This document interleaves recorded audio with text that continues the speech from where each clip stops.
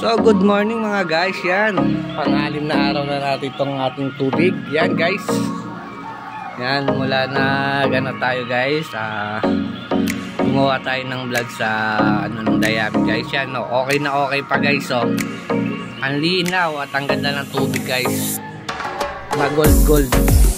So ayan, sa mga nagtatanong kung hanggang ilang araw to yung ibabad yung ating Dayami. So guys,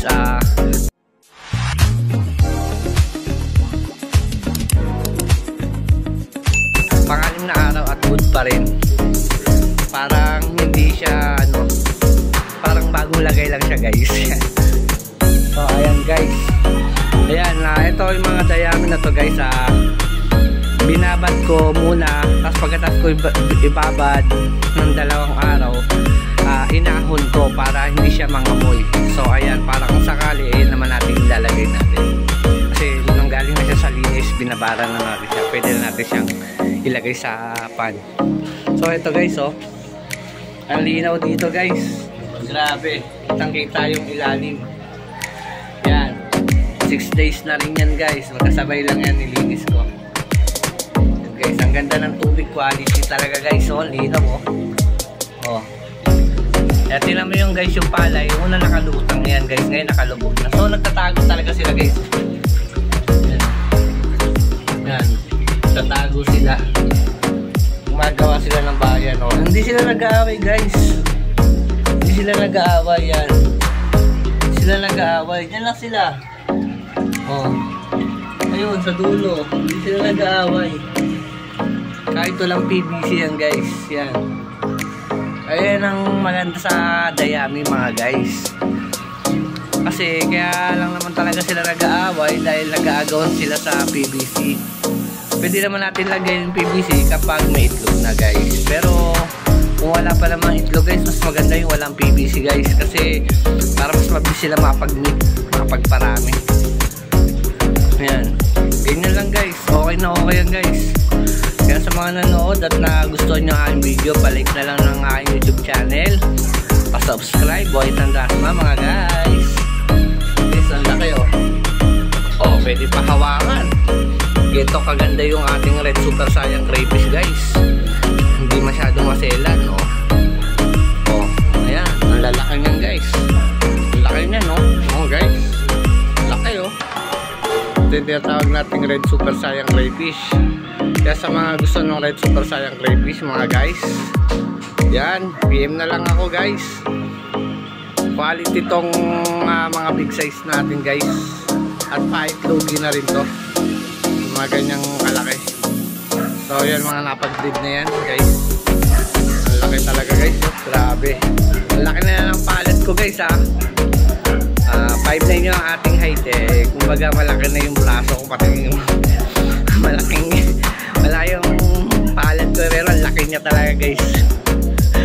Yan, totoo talagang malaki yan guys. Yan, talagang malaki yan,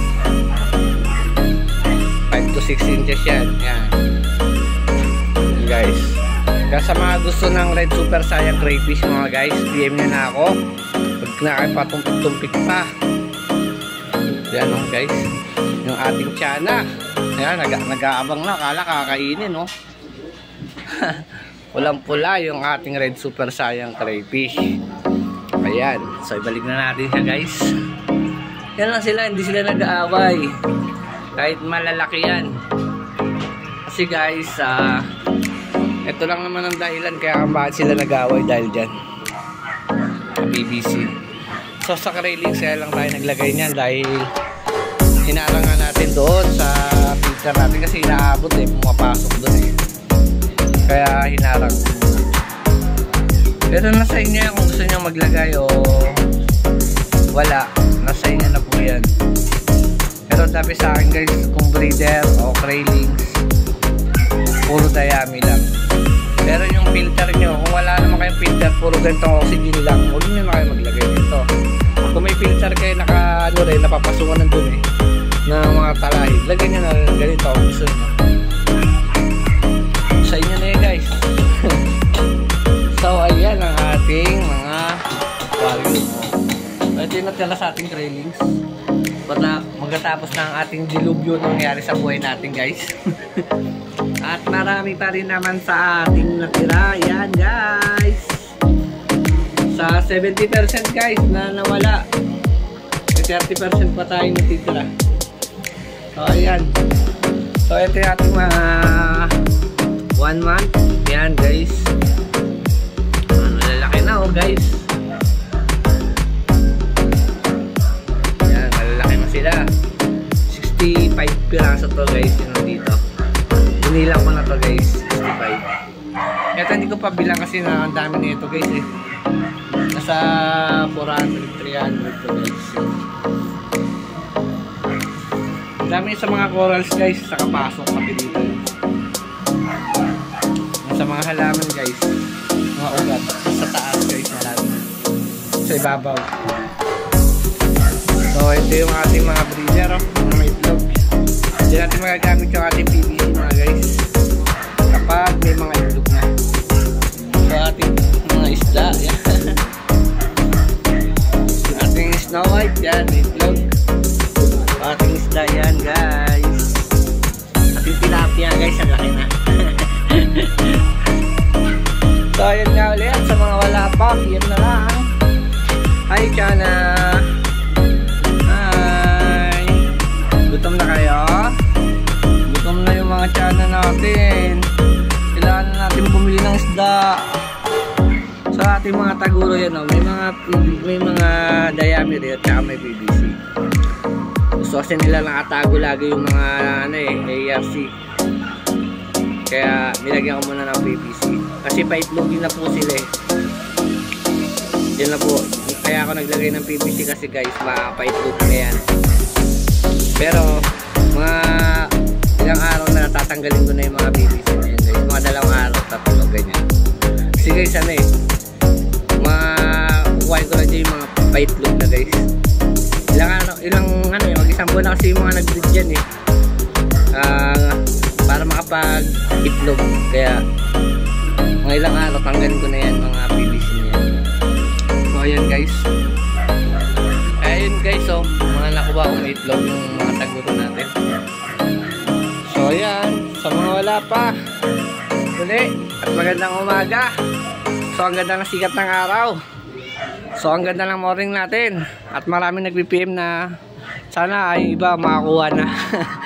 Ay iba kasi wala pang lalagyan. Nag-ano pa lang. Nagpaplano pa lang kung paano mag-alaga ng babies kung kailan sila bibili. So sa mga nagpaplano guys, huwag na kayo mag-isip. Mag-alaga na kayo talaga the best. Sa una lang talaga yan guys, pero nalilibang ka na, di mo napapansin, dumadami na yung crayfish mo. Pwede ka lang kumita, pwede mo pang kainin. So huwag kayong magano ng negative, kailangan positive guys. So ayan guys, at magandang umaga ulit. Salamat sa panonood nyo. So ayan ha, good yung ating tubig guys, quality talaga yan oh. Oh, ang ganda ng tubig oh, yung dayami lumubog na. So yung nakaraan, nakalutang sila. So ayan, nagtatago sila guys. Walang nag-aaway, walang namamatay guys. So hanggang sa muli, bye bye.